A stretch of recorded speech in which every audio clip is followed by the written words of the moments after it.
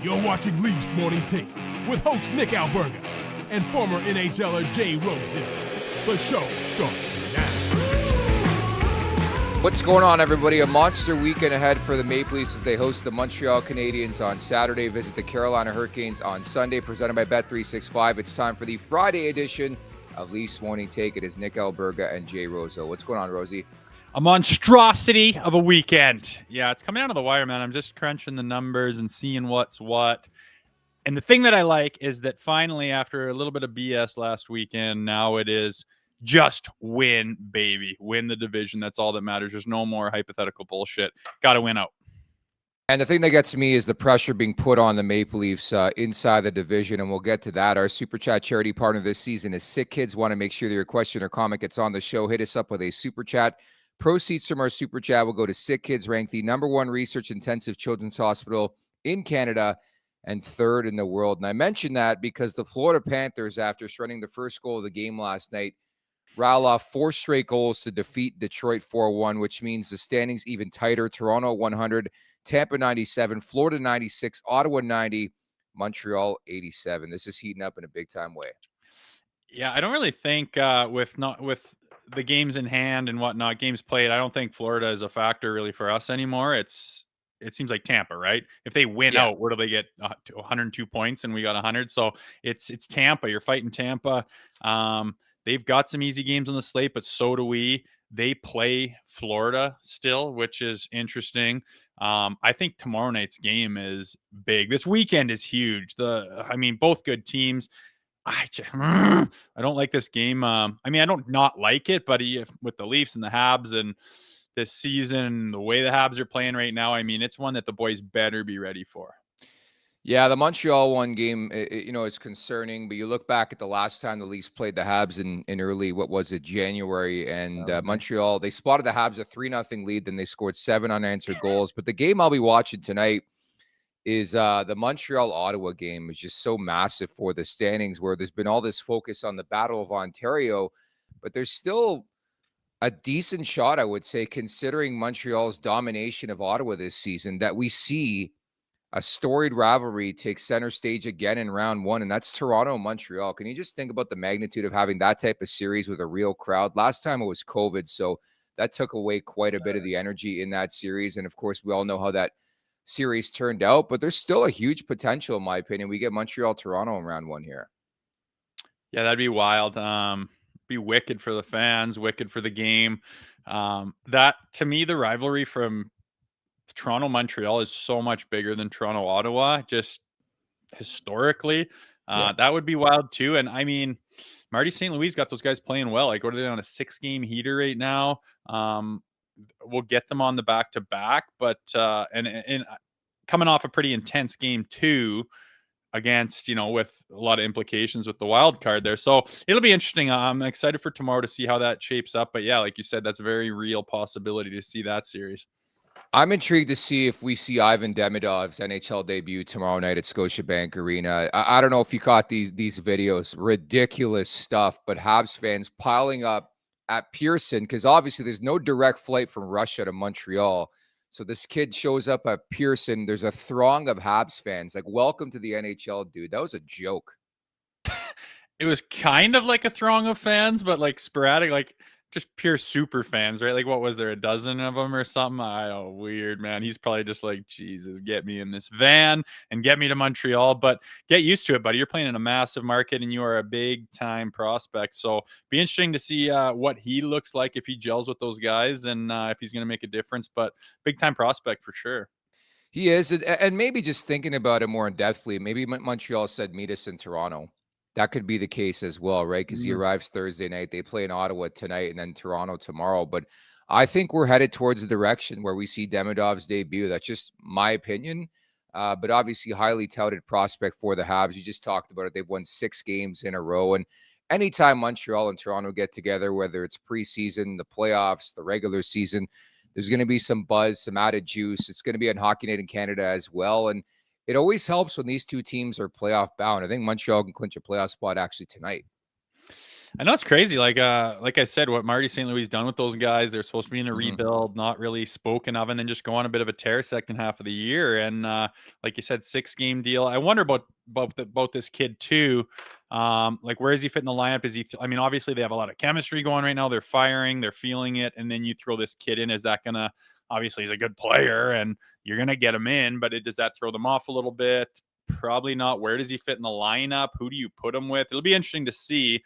But the Leafs just need to take care of business, man. I don't care about that kid. I don't care. I don't care. I don't care. They're going to be tired. It's an intense game, like I said the night before against Ottawa. So they're going to have a lot in the tank and play 2 intense games if they want to do what they're trying to do. So we'll see. Interesting. It's just the bloody Habs, man. It's cool how it's shaping up right now. I like that there's no like, well, we don't want this team. It's just like win, baby. And we'll find out very soon who we're playing. Speaking of kids, Rosie, the Leafs signed another one yesterday. Undrafted D Blake Smith, a 3-year ELC out of the Ontario Hockey League. He's a bruiser, man. 6'5", 225 pounds. Obviously, ultimately, we resort and defer to Stephen Ellis, our prospects guy over at Daily Faceoff. But he tweeted out, finished his 4th year in the OHL, by far his best to date. Decent shot. Use it a lot more this year. Does a decent job of rushing the puck for a 6'5", 225-pound blue liner. He's tough and defensively sound. It's just incredible to me to think of who they're signing these days as opposed to even a couple years back, and how just the mentality has changed from the executives. I know, like figure it out. Big, strong, defensively minded, puck moving defensemen are the ones that win you Stanley Cups all the time. And the thing I like about this kid, big bruiser. I mean, I've seen an interview. He just seems like a down home Canadian defenseman, bruiser, missing his teeth, loves the game. And he's not some spoon fed first round dickhead that thinks his stuff doesn't stink. This kid went undrafted, developed exponentially, had a big 20-year-old year, now gets a chance getting, an NHL contract with a big club and a big franchise like the Maple Leafs. And if he continues on the path of getting better all the time, it's exciting to have a guy that's that size and that plays the way he does, that's defensively sound in the pipeline. You can't have enough of them. You don't know who's going to hit and who's not. But I love the fact that this kid's probably a workhorse. He knows nothing's going to be given to him for free. He doesn't expect anything. He's going to be working his ass off, trying to make his mark in the pro game. And like, just look at the teams who have won Stanley Cups in the past. You have these guys in spades, a big defensive back end that has a little bit of grit, that's sound, but can move the puck and rush it still, and has some vision on the ice. Again, he's 20 years old. I don't think you hit your stride as a defenseman being fully developed until like 27, 28. So he's got a lot of development to do. I'm not saying he's going to pop in next year and make an impact by any stretch, but it's nice that they're looking at the right things in my mind, as opposed to kind of the direction the team was headed, like you said, not even that long ago. Dennis Malgin acquired on 2 different occasions, but you're so right. I guess the proof will be in the pudding, but I think Toronto's blue line is better situated to handle the rigors of a 7-game series, a postseason run. And I think they have a bit of depth too. Like, I know Benoit's going to be the number 6, but Myers, if he has to get in there, I feel okay. Yeah. Compared to other years where it's like there was a cutoff at 6 and that's it. And we'll see if this team has the depth in the long run to succeed in the Stanley Cup playoffs. But Rosie, as you know, playoff time only means one thing: new merch. I'm wearing the navy blue edition of the shirt today. I'm going to try to go every show for the rest of the season wearing one of the Now We Go t-shirts. But after bleeding blue last season, our slogan this time around is Now We Go. And hopefully we go for a while here. If you're ready to rep the team in style this spring, head on over to nationgear.ca right now to buy some fresh new TLN playoff merch. Have you received yours yet? By the way, I know it was in transit. Nada. I've been in Calgary for a couple days, so I'll be home later this afternoon, see if it has shown up on my doorstep, but I'll be rocking it too. Like that stuff. Now we go, baby. I'm like next weekend, playoffs. It's crazy. I love it. Going back to what you said though, like a big D-man like that kid we signed, like, look what it's like without McCabe. It just looks so much different. Remember when Tanev was out, it looked so much different. There were times where we don't have anyone like that, either of them. And you saw the holes defensively and the chances against the odd man rushes. you see right there, the proof's in the pudding. You have those guys, it sews up so many holes. You can't have enough of them. I'm interested to see if McCabe gets back in here this weekend. So I guess somebody in the chat asked if you dyed your hair. Do you? No, do you want to see some gray? I'm going the weirdest gray, questions in the chat sometimes, but it doesn't even look like you dye your hair. Well, I can mess around with the light pretty good. Okay. And change things. Maybe it's the lighting then. But the gray, it's crossed my mind because the gray shines like chrome sometimes on certain pods, and I can't fight it, man. You can't fight it. At least it's not falling out. My brother's bald as a bat, so we're doing okay.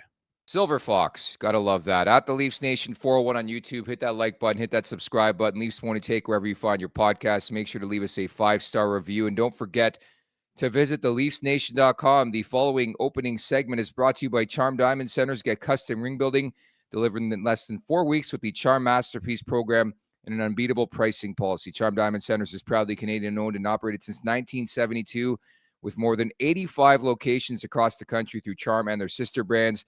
For more information, go to charmdiamondcenters.com. First and foremost, you weren't on the show yesterday. What was your breakdown of the Tampa game the other night? 33 block shots, by the way. Yes. I don't know, man. Like, it's just crazy how we could be so far away, it seems, from a team like the Panthers and then just have the number of a team like Tampa. It's wild.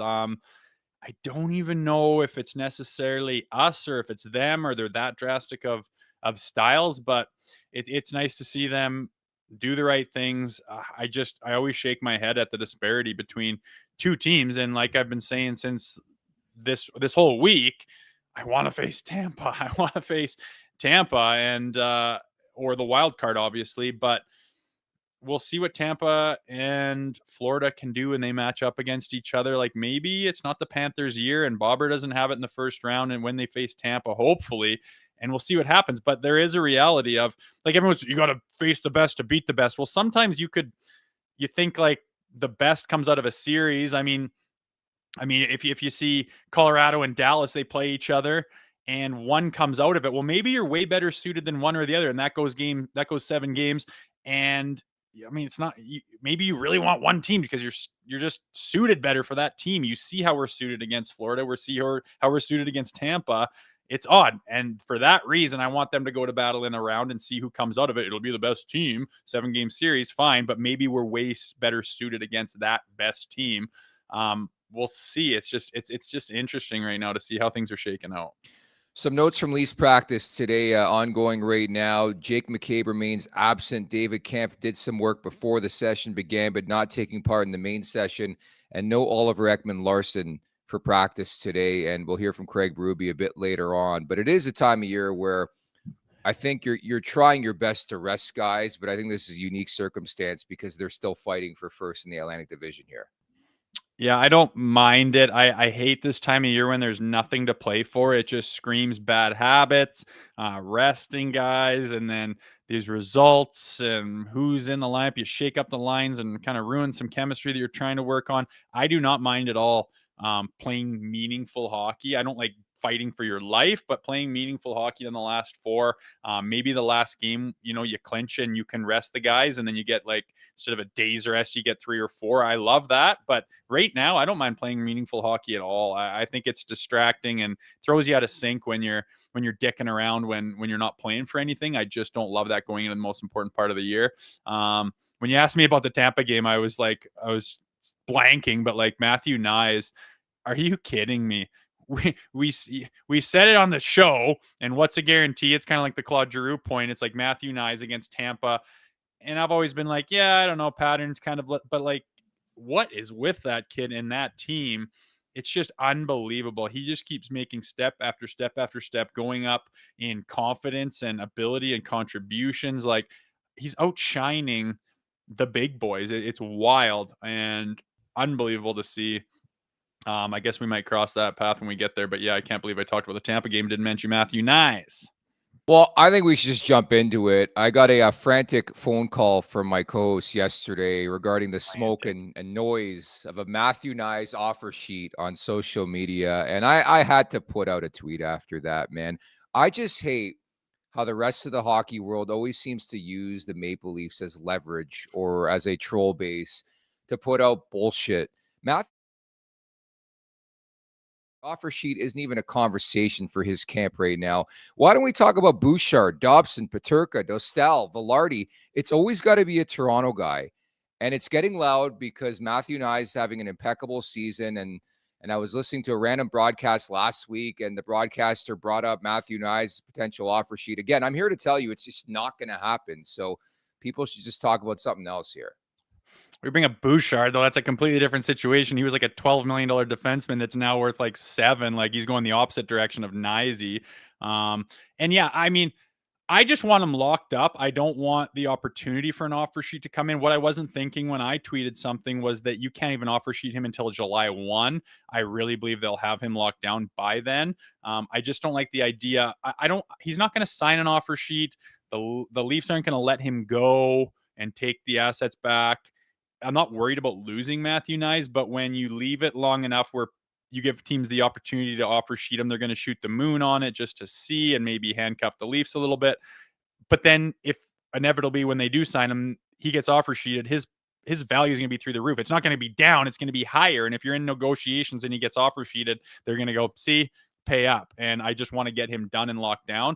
But he's not dumb. He's smart. He's betting on himself in a way. Maybe he doesn't want to have the distraction of it right now, but I have a feeling that he believes he's going to have a huge playoff run, or at least a huge playoffs personally.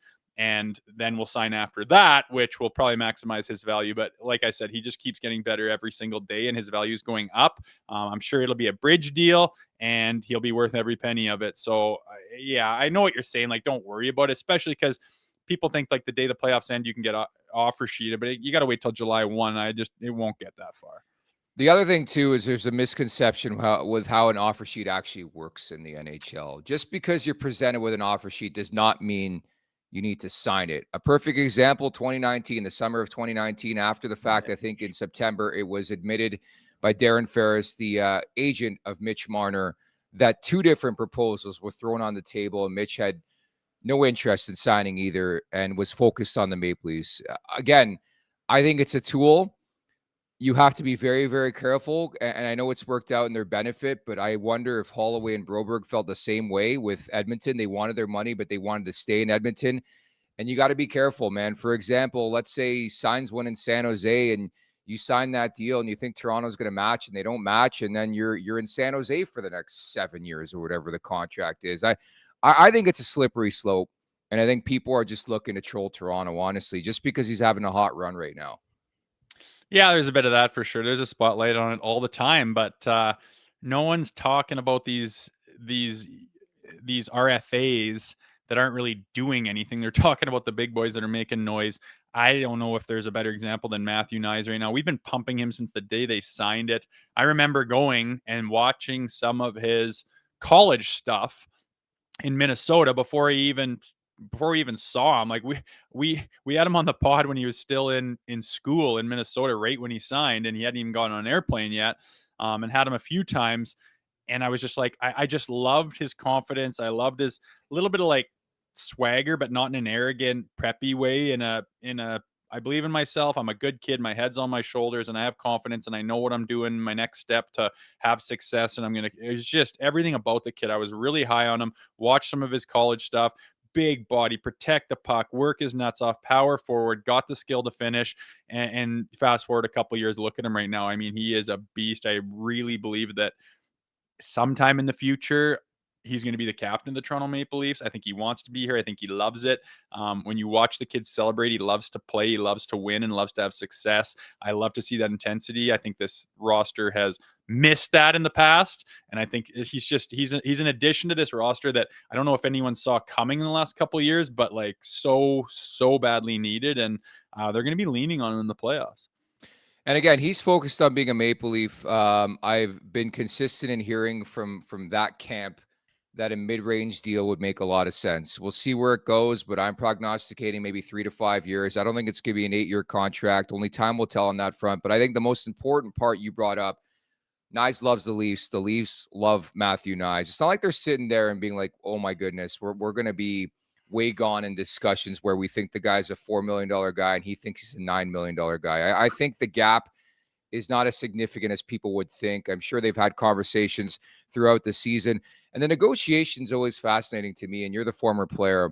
If you're the Leafs, how hard do you hit the Knies camp with the fact that you play with the two best players in the team, or two of the best players in the team? It's, I mean, and I'm not even there when I've done contracts when the GM and my agent are talking, right? So I don't know, how cutthroat they go or how brutally honest they go. I know I've heard about, guys going to arbitration and how unbelievably difficult that is. Like I have no idea why the player is in the room during arbitration. You're not there when you're negotiating your contract. Why are you there during arbitration? Because, you talk to guys and they sit there and it's just a highlight reel of you, and your agent shows like all the great things you've done and just leaving out anything negative and just hammering on the positives and just building you up. Your confidence couldn't be higher. And then the team that you play for, your GM says, all right, our turn. And they just belittle you, berate you, show highlight clips of you fucking up. And it's just a teardown session, leaving out anything positive and absolutely glowing the negatives. It's the worst thing in the world, but I don't think it's going to be like that with these guys. I mean, all parties want to be involved. They want to get a thing done. They're going to look at the comparables.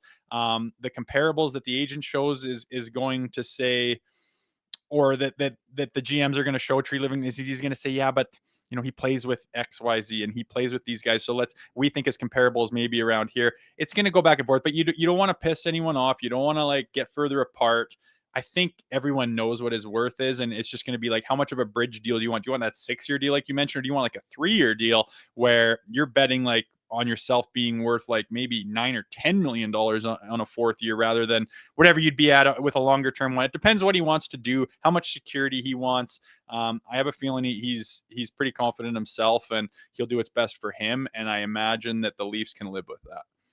Good head on his shoulders too, man. Just so professional. And we were talking about this yesterday, where this is something they've been missing since Zach Hyman. If you recall, I think it's understated how hard it is to play with Matthews and Marner and the big boys, we'll say, per se, in the top 6. And he's fitting like a glove. Like, he knows his role. And I think you look at the majority of Matthew Knies' goals, they're within what, 1 foot, 2 feet of the goalie. Like, he just knows where to go. He's got a nose for the net, as they say. Yeah, big time. You need those guys. I mean, you talk about the power play, like you just can't work it around the perimeter. You need someone to get in there and get in front and dig out that dirty one and not get pushed around and not get pushed off to the side. And you're either a screen or you got a tip or you get a rebound. I mean, he just looks like a beast. Like, look at his neck this year when he comes into training camp and you're like, oh, what have you been? He just looks like an animal in his prime, like a young man who is athletic, who has confidence, who is just full of it, and he can put it to good use. So I really can't. I mean, I said if I was to wear a jersey to a game, it would be a Matthew Knies jersey, and it's not even close. Maybe a Benoit, maybe a McCabe. Anyway, I love the kid. I think he's the heart and soul, and he is going to be a major factor in the postseason. Still disappointed. We went to Nashville for the first ever nation vacation. The one thing I had Rosie set to do, just bring your Rosehill jersey. I'll wear it to the game. And what did you do? You forgot the Rosehill jersey. You're like my wife who tells me something 2 weeks earlier, and then I'm just supposed to remember that. I can't believe I did either, man. I was going to bring a couple of them. I was rattled because it'd be funny. Next time. I know. We'll do it again, and we won't make that mistake again. At the Leafs Nation 401, hit that like button, hit that subscribe button. All in all, I gave them their flowers. I liked their response by the top line yesterday or Wednesday night after the performance in Sunrise. It's promising. It's good to see a lot of chemistry starting to build up. And I thought of note too, 5 25-goal scores for this Leafs team. Outside shot, they need 5 more here from Bobby McMahon, who's got 20 to tie or to beat a franchise record. This ties a franchise record right now. We talk about depth, so important in the Stanley Cup playoffs, right? Yeah, there's some guys that have stepped up. And again, like the teams that win the cup have guys step up in those depth roles. So Bobby McMahon, feel free to get hot. Max Domi, get rolling. Scott Lawton, if you could show us, the reason you were brought here at the right times, it would just solve any question marks that people have had up until this point. And yeah, it's so much deeper than it was in the past. You're getting scoring from everybody. I hope that helps out, the Mitches and the Willies and the Austins of the team. It's so fast how like like, it's awesome they respond against Tampa. And again, to start the show, I was like, how is there that big of disparity? How is there that much difference between how you match up to a team that is so close in points, but like one shot amongst the big boys in Sunrise, like, how do you come up with that performance? Yeah, it's awesome that they bounce back, and that is huge, or we'd be having a different conversation. But you got to be able to find more and find your best. And again, we talk about the depth and the goalies and the defense and everything they've shored up. But at the end of the day, you don't win a 7-game series against basically anybody. Call it Ottawa or Montreal too if we get the wild card. If you don't have your big boys scoring, like Austin has to score at a clip that a $13 million guy on other teams is scoring at. Like, you have to rely on him. He has to be leading the charge. He can't blend in 3 of the games. He just can't. You have to be as good as you can be every bloody night. And that's kind of, I think, the hesitation with Leafs fans right now is, he kind of goes away and you don't notice him. And I mean, the shots and the chances that he's got recently that don't go in, I feel like there's more of them than what go in. And I'm not trying to be negative and knock him, but it's kind of concerning that he's not himself. And yeah, we got spoiled last year watching him score like damn near 70 goals in a season. It was outrageous. But like, when's the last time you just saw him just turn and just rip right in the elbow of the net and roast the goalie? Like, he's not shooting the way he has, and I hope he's saving it for playoffs. But the point is, we absolutely need him and the boys around him to be firing on all cylinders, or all the rest of the stuff we talk about is for naught. Exactly. Go on a Conn Smythe run. You look at recent examples of winning the Stanley Cup. The star players, normally the star players, or you get like, a crazy performance from like a Barbashev or somebody like that, where like the supporting cast really helps and elevate the big boys. But from Toronto specifically, this team is built a specific way where you need the big boys to be the big boys, and you got to be present every game. Like, that's a big story for me in the playoffs. One game they'll be really, really good, and the next nowhere to be found. I think Nylander's been the most consistent guy in the postseason all over the years, but you just need that consistency on a game-by-game basis. And there's a reason why we felt that way after that game against Florida, because it opened that book again of what we've seen time and time again in the postseason. You got to get away from that. You got to try to find a way to push through when the going gets tough. And that's the thing I'm really looking at from this Maple Leafs perspective. Are they just going to sit back and sag and be that perimeter team, or are they going to get in the trenches again here? Yeah, that is the question. I mean, that's why all the fury came from that Florida game. It was more of like the nightmare that we've seen in the past, where they're just nowhere to be found. They have no answer. And instead of digging their heels in and responding to a good physical team that's like forechecking the hell out of you and doing all the right things and responding and maybe making them change, their mentality, or putting them on their heels a little bit, or having them run around and start to scramble, they don't do anything. They like revert to like stupid, weird plays that they have done in the past years that got them nowhere against those types of teams. That's kind of concerning. So, I mean, I get it. I want to be positive, and you don't want to you want to believe in your team. And I've been preaching that, and I do, but it is concerning because we know what we've watched in the playoffs. We know the feeling we've been left with. We know what we've watched on the screen. It's not even close to good enough. And again, it's just that one thing. Your stars have to be better. In the playoffs, you mentioned Willie, but like Mitch has been playing so good since the Four Nations face-off. It's great to see. You have to do it when the going gets tough. We can't have a game in the playoffs where the big boys get one shot on net, and like that's all they have to show for a 60-minute effort. It just can't happen. They're too good. The teams we're playing against, and everyone else elevates. You need to elevate. We need to see better play out of our stars than we see in the regular season. Like, I'm tired of the regular season fireworks and then nowhere to be found in the playoffs. Other teams have their big boys play and do whatever they do in the regular season and then elevate it to another goddamn level where it's just unbelievable hockey. And that's what these boys need to do 100%. And they can do it. It's just, I don't know what's been blocking them from doing it in the past. I do believe it's mental, but I think it's the last kick at the can for these boys, and or things are going to change. So we'll see what they have. Again, Florida looked terrible, but the response was great against Tampa. It's just pretty leafy how there's that much disparity in a 24-hour or 48-hour period. But it is what it is. We're going to see, man. It's coming up soon. Thought the officiating was bullshit in that game. Pardon my French.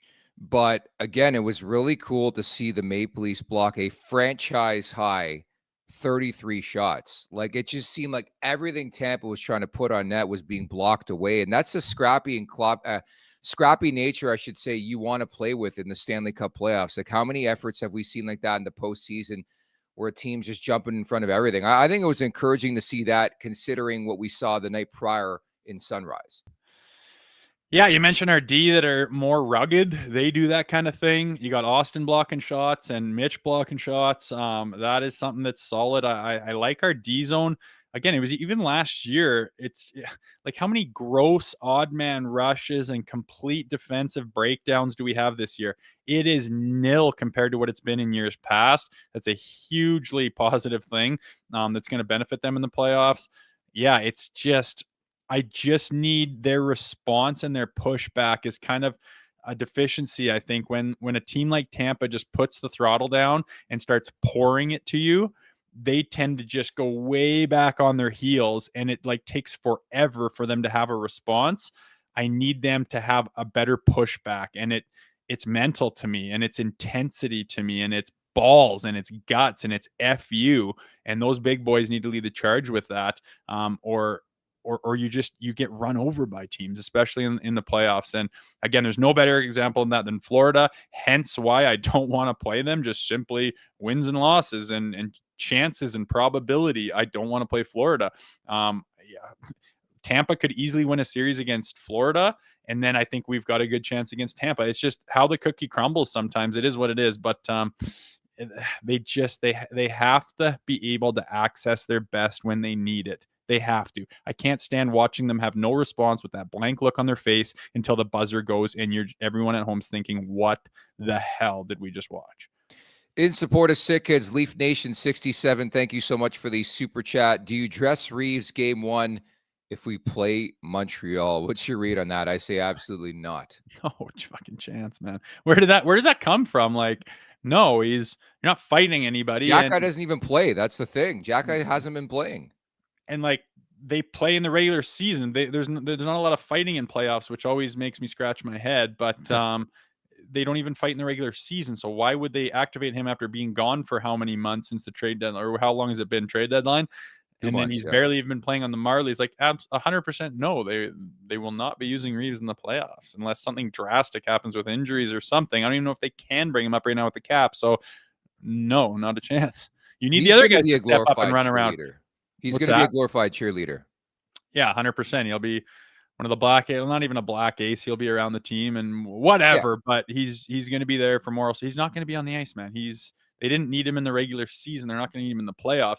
You need the other guys to elevate their game physically, like Bobby McMahon, like forecheck the way the Florida Panthers do and just did to you guys, like Max Domi, Scott Lawton, the fourth line guys, Lorentz, like, if you don't have numbers on a guy, you flip it over the D-man's head as you're at full speed, just getting over the red line. Fuck, they got to turn back as they're looking at a guy high stepping as the puck floats over their head. It's going to dribble into the corner and just touch the boards. And this guy is fucking coming, and your bench is yelling, heads up. And it's just a recipe for him rimming it over to our weak side winger who's taken away the wall, or a turnover, trying to go back up, and you blow him up, and then the crowd's going bananas, and we've got ozone times, and the next guy comes in and blows him up, and then everyone's scrambling, and your D's down on his back, and just like a forecheck intensity. Guys have to step up and play that playoff hockey. You don't just go in there and do a little swoop with a swipe and say, oh, maybe next time, hopefully it'll be a 3-on-2 or a 2-on-1. Like, fuck, dude, it's the playoffs. You have to make something out of nothing, and those guys in the depth positions, bottom six, are the guys that have to create it. Desperation, urgency, 2 words I'll be using quite a bit over the next little while. Michael Dix writes in, can I get a 30th birthday shout out for Sunday? Happy early birthday to you, Michael Dix, one of our favorites here, favorite names as well. 3-0, that's a big one. The 30s are good, brother. The 30s are good. Enjoy them. Best times. Zach Phillips writes in, Jack I going to be hosting autograph signings at Costco. I like that. Yeah, makes sense. Why not? Man, have you seen his brother Florian's a mutant as well? He's got like 20 goals in the AHL, but like 150, 160 penalty minutes. He's going to be in the show soon, I think. Oh, that's a lot of Pims this day and age, man. Interesting. No, I didn't even know I had a brother. I haven't seen him. I don't really follow anything to do with the Montreal Canadiens for good reason, but that is an interesting sight. Who's got his rights? Montreal. No way. Yeah. That's pretty interesting. Is he a forward or a D-man? I believe he's a D as well. Let me double check on that front. But I don't know if I there's think he room also for two played for the jack same guys on the team. back end. Is there? What's that? Is there room for two jack guys on the back end when I don't know if the big brother is going to be there like long term. He's left wing actually, so he's not a D. But 21 goals this year, 161 Pims for Florian Jack-Eye. Wow, that's impressive. What round did they take him in? I don't know anything about him. I think he's unsigned. Sorry, I just deleted the thing. Interesting. I think he's unsigned. Well, keep your eye open for him. I wonder if he scraps too. He must put up 160. You gotta be. I was wrong, by the way. Fourth round pick, 2023 for Florian Jack-Eye. But man, like what a family. Have you ever been to Albania, by the way? I've never been to Albania. Nothing I've has been brought me to Tirana, Albania, dude, and it was a stop Is it on one of nice? my Euro trips. What an interesting place, man. Interesting place. I imagine there's some shitholes and there's some pretty damn nice places, just like any other country. But no, nothing has brought me to Albania before. Were they both born there, or were their parents or someone just from Albania? I don't know their bio story, man. I think their You're parents. talking about them a lot. I think you know them pretty good. Well, I just watch a lot of hockey. You know that. And they're from nearby too. And I think the whole story with Arbor, he worked at Costco, man. It was like so damn cool. That's awesome. Yeah, I think they're from Hamilton, Ontario, but their background there. Yeah, that's interesting. I didn't know they had a brother in the works. We'll see where that goes, but fuck the Habs anyways. Yeah, I agree. And Albania, as a lot of people pointing out in the chat, also the home of Ty Domi. The Albanians just know how to scrap, man. They're tough motherfuckers. Yeah, I like that. Yeah. So looking forward to this weekend at the Leafs Nation 401. Hit that like button, hit that subscribe button. You got the Habs at home on Saturday. Pretty simple for me. I think you go Stolars, right? I would think so. Yeah, that is a bigger one. I think Wool might have been in there for the last convincing win against Carolina too. No, but anyway, Stoli for sure. That's the big one. That 2 points is huge. If you can get through this weekend, like with 3 points, dude, I think the division's locked up. It's a big weekend for the boys. And I mean, it could be the difference between playing the Florida Panthers and not, or playing the Ottawa Senators. And I know their record isn't great against the Sens, but I think again, of the 31 teams, I don't think we stack up worse mentally or physically against anyone but the Florida Panthers. This weekend is monumental points time, and the boys have to be absolutely ready. I'm glad they're coming off a big performance against Tampa. I was thinking that too. If you get 3 points this weekend, I think it puts you in a really, really good position. Carolina always plays them tough. They're obviously the better of the two opponents, but it's Hockey Night in Canada. Could see Demidov's NHL debut as well. You know, Montreal is going to be ready to go, man. That team has been red hot. They've won 6 in a row. I'm hoping that they play to the emotion of this game against Ottawa tonight, have nothing left for the Maple Leafs tomorrow. But I think if you're Toronto, you look at that team, they're an inferior opponent any way you slice it. I know they've been hot.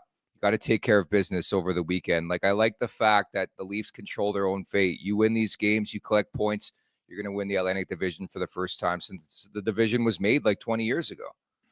Yeah, isn't that something? I mean, there is every bloody reason in the world to bring everything that you have. It is your rival, potentially your entire season is on the line. Some guys, like, ability to stay in, like, the team is on the line, the core, like the future of the team. Like, there's so much at stake. And honestly, these next 2 games, I really think it's that important on who you play to face a wild card. It has the potential to be a total difference maker in what could be a run in the playoffs this year or another flop. And they need to know that. Like, I want to see their best. Like you said, you're playing an inferior opponent. I don't want them to be like, oh, good, we're playing an inferior opponent. Let's just go let things fall into place and happen magically. Like, I want them to flex their muscle and show them how much of a superior opponent they are. I want every level of their team, from their depth and their back end, the physicality and the skill and the grit and the determination. I want them just to revel in everything that they're made of and just show and put a statement down that say, you are not prepared to hang with us, because they've done that to teams. But then at the same time, they've also just hung around and got themselves down to the lower level of teams. And that's not to disrespect Montreal. They're playing unbelievable hockey right now. But like you said, they should beat them. And if you don't take them seriously, you won't. So I'm just interested to see how much jam they have. And again, they're probably going to be running a little low on adrenaline after a huge game the night previous with Ottawa. So there's just no reason for them to do anything but come out of the gates flying, get a hot start, and take control of that game early. Shout out to Eric Landon in the chat right now. Just bought 2 t-shirts. Let's go. Now we go. My God. Right now at nationgear.ca. Thank you so much, Eric. They're actually pretty sick, man. I like that logo. I want our entire logo to be the Leaf with the CN Tower in the front. Now we go. I dig it, man. Thanks for buying. I love it. Yeah, I just think from the Leafs perspective too, I think specifically that Montreal game, I just remember vividly how ugly that start was, where you spot the Habs a 3-0 lead. It's Hockey Night in Canada. Like, how do you not show up? I remember I had like an infamous rant on Twitter, and then next thing you know, they score 7 unanswered goals, and these fucking pigeons are after me on Twitter. Like the same shit. But consistency is what I'm looking at. Hot starts, like playoffs is all about that drive and coming in droves. And I thought for an extent in the Tampa game, the Leafs had that from all 4 lines. You got to find a way just to be relentless. Like I think it's so tough to game plan against a team that just comes at you in droves and line by line by line. You know what to expect. It gets you gassed for sure. It's a mentality thing, man. It's the leadership in the room. It's where's your head at before the game, and how seriously are you taking it, and what are you prepared to do? Again, sometimes it seems kind of lackadaisical, like they just think things are going to happen automatically, and nobody is good enough to do that in that league. It's just not. It's not like some other leagues in Europe where there's like these relegation teams that like have no business being on the same floor as you. It's not that way in the NHL. Like, you need to come prepared, and I believe that they will. I think they got their PPs kind of whacked against Florida, and they realize what's at stake here, and they need to come firing. And it's like you said, Hockey Night Canada, Saturday night against the Habs, who are red hot. I mean, there is not a goddamn reason in the world for them to be anything but completely prepared to come out guns blazing. I'm really going to be watching the start on Saturday. Craig Terry writes in, sad part is that you can't never get rid of the pigeons. I totally agree with you out there. The pigeons are always going to be there on social media. JC writes in, Twitter guys, just toughen you up for the playoffs. Trust the process. Don't worry. I'm not concerned. I know what the block button is. I know I've seen quite a bit of you on in the chat talk about me blocking you. Well, my apologies. Don't be a douchebag and I won't block you. There you go. I've never blocked anyone in my life. I block like 5 people a day, dude. It's the best feeling ever. It's like, okay, see you later. Block list. So that means they can't comment on your stuff, right? Can't see my shit. Too funny. I love it. I haven't got there yet, but I'm sure it's coming. Oh, trust me, it's coming. It's coming. I don't know. Sure. I just let shit ride. I don't really care. I did at the beginning when I first got on Twitter. I'm like, oh my God, there was a negative comment. Now I just chuckle and put it back in my pocket. Well, we'll start blocking people eventually. It's time now for the crispy hot take of the day, presented by the Ninja Crispy 4-in-1 portable glass air fryer. Meet the first of its kind, the Ninja Crispy portable cooking system. The power of a full-sized air fryer in the palm of your hand, so you can cook big or small batches. Just prep it, crisp it, serve it, and store it all in one. Man, that looks delicious. It's an all-in-one system that includes 4-quart, 6-cup Tupperware glass containers and 2 storage lids. The Ninja Crispy is thermal shock resistant and can go from frozen to crispy in minutes.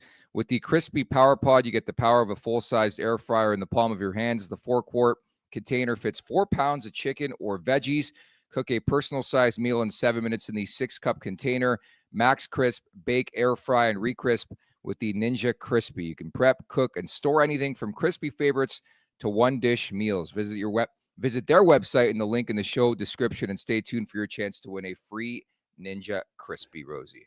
Nom, nom, nom. I love it. I can't wait for Vicky's hot take again. These are getting exciting because I have no idea what they are each and every day. Writes in, here comes Vic. Yes, stay tuned for this hot take. It is spicy hot, and Rosie's lying. It's on his rundown, so you know what the hot take is. But here's producer Vic's hot take of the day. Sorry, industry secrets. We don't want to disclose that here on the podcast. So this is what producer Vic says for this Friday. This is the best Leafs team since producer Vic was born. So that's 1990. It is on the thing, but I didn't read it. Normally it just says hot take and then 365 make a bet. So I didn't see that. Is this the best Leafs team since the 90s? Whoo, doggy. I guess that depends on what your opinion is of good. I mean, you're talking Wendell Clark and Darcy Tucker and Corson and Roberts and Killer and Potvin and they went to the Eastern Conference Finals and got dicked by Gretzky. Ooh, baby, that is a hot take.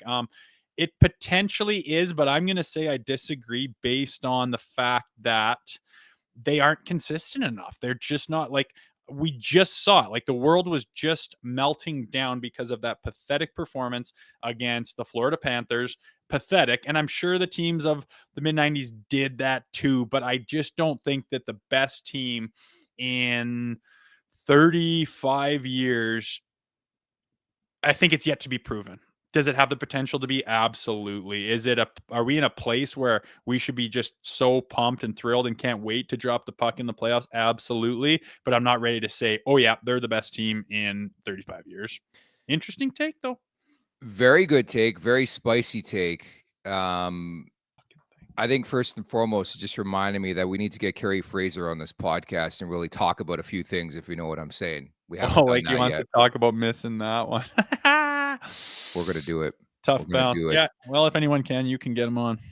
Secondly, there was a specific team in the Pac-Quinn era that was just dynamite. Okay. I still remember skipping school on trade deadline day and Ron Francis becomes a Toronto Maple Leaf. I'm like, you're kidding. Brian Leetch becomes a Maple Leaf. That team was disgusting, dude. On paper, at least.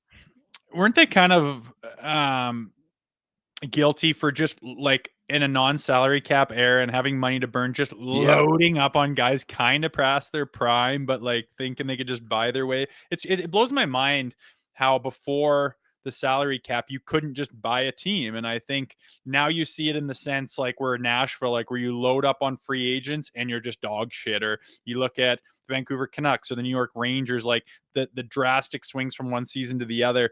Like nothing's guaranteed. I remember like, in 99, Chris Gratton was signed by the Philadelphia Flyers for $10 million a season. Like that was the highest paid player in the league. And, Ed Snyder was just trying to buy a team to have another Stanley Cup in his pocket. And you couldn't do it, man. The Leafs couldn't do it. Rangers couldn't do it. Flyers couldn't do it. It's pretty interesting. But yeah, you go back to some of those teams and you can't believe the names and Hall of Famers they had all at one time. It was probably pretty awesome to watch. Man, listen to this team. Sundin, McCabe, Nieuwendyk, Roberts, Nolan, Tucker, Antropov, Caberlet, Reichel, Mogilny, Kenny Klee, your boy. Alex Ponikarovsky is your boy.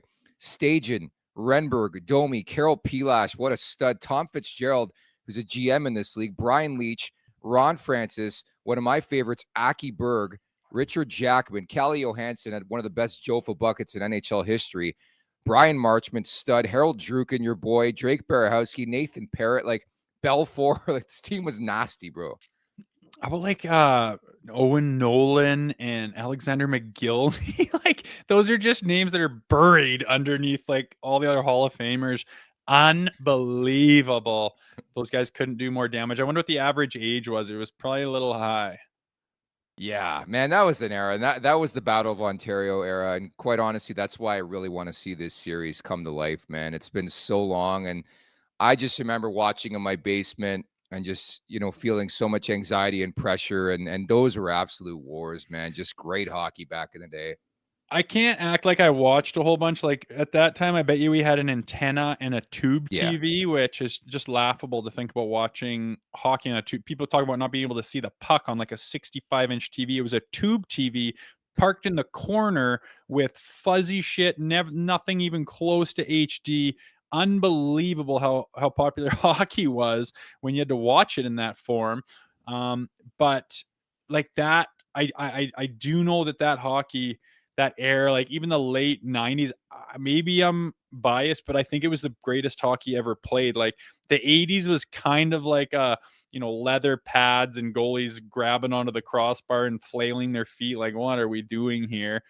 But then you got to that era where the technology was up there pretty good. The goaltenders were starting to be, certain styles, and the butterfly had come in, and the physicality and the intensity. You look at the benches and it's like, look at all of those men. Look at all those men. Now you see little boys and rosy cheekies and little sweet peas. And back then, though, my God, was that hockey. I think it was the golden age of hockey, if you ask me. I'm probably biased, but God, it didn't get much better.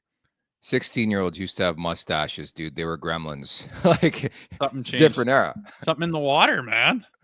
They've done something. Like, every team had this Albertan guy. I don't know where he came from. He showed up and he had a fucking mustache at 15 years old. OHL hockey. It was insane to me. Might have come from Mexico too, with those young guys with the stasherinos. But I don't know. I think I've said on this show before, last year at this tournament in spring hockey, we were walking through West Edmonton Mall, and I was just elbowed my wife, and I'm like, look at every male under 30, like, looks like, who's like walking with his girlfriend or something. It's like, looks like his girlfriend, or looks like, is dressed like his girl, and like is so, and I'm like, that, and they're like 20 years old or whatever. And I'm like, what happened to like brute men? Like, again, when I watch junior hockey, all these guys were these grizzled bearded, and now I watch the junior hockey, I'm like, these are little cheeky boys. It's funny. I don't know what's going on. Something in the water, but I digress. John Gallagher writes in, Wendell looked 35 when he was 18. It's so true. Big Sasky boy. My God, what a beast that man was. I still just, if I need a little pickup, I go watch All Heart on YouTube, or just Wendell just being an absolute maniac with Metallica pumping in the background. Yeah, I'll be drilling some YouTube over the next couple weeks to get fired up for the Stanley Cup playoffs. But sadly, it's just going to be video from like the Pat Quinn era, where that was real hockey, I felt. I got to dig out mine. It was our video guy, Bradley, an unbelievable job. Run This Town by Jay-Z and Rihanna was big when I was in Toronto.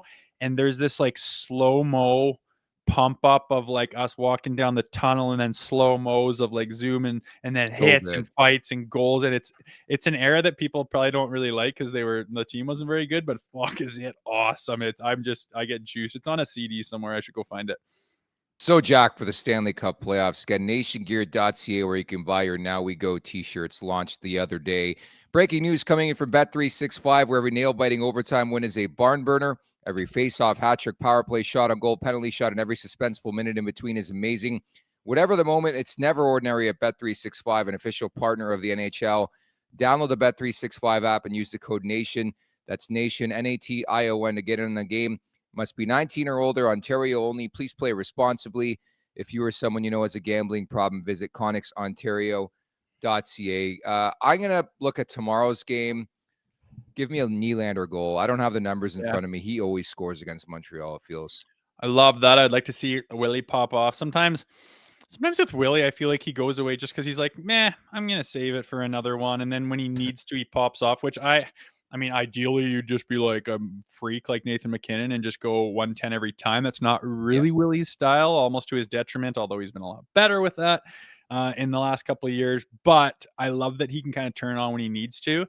But I'm going to go with Matthew Knies to stay hot. I want this guy to just be a bulldozer rolling with so much momentum into the playoffs. And I also want a little Pappy action. Again, I took him last game, and I'd like him to pop one and just be feeling it, man. I mean, we know what his ceiling is. I want him to get anywhere close to it. Rolling into the playoffs would be ideal.